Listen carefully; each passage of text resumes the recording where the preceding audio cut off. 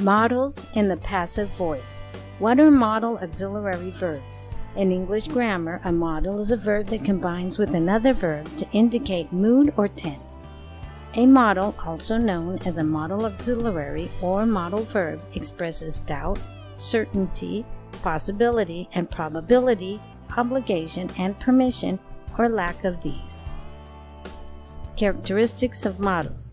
They never change their form. You can't add s, ed, or ing. They are always followed by an infinitive without to, for example, the bare infinitive.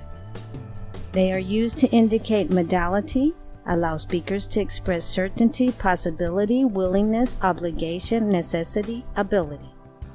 List of modal verbs: can, could, may, might, will, would, shall, should, must. The verbs or expressions dare, ought to, had better, and need not behave like modal auxiliaries to a large extent and may be added to the above list. Passive with may and might.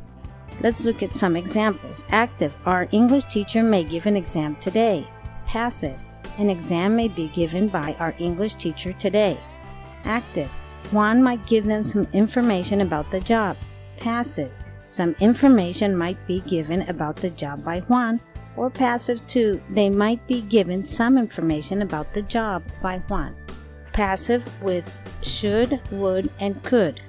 Active voice should: you should return this book as soon as possible, is conjugated in the passive voice as follows: this book should be returned as soon as possible. Would, in the active voice, they would take a trip if it were possible right now, conjugates itself in the passive voice as a trip would be taken by them if it were possible right now.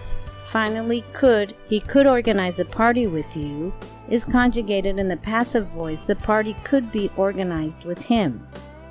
Must and ought to. In the active voice we have must, you must finish the report as soon as possible, is conjugated in the passive voice as the report must be finished as soon as possible. And ought to, they ought to learn their lessons, is conjugated in the passive voice as their lessons ought to be learned by them. Now let's practice.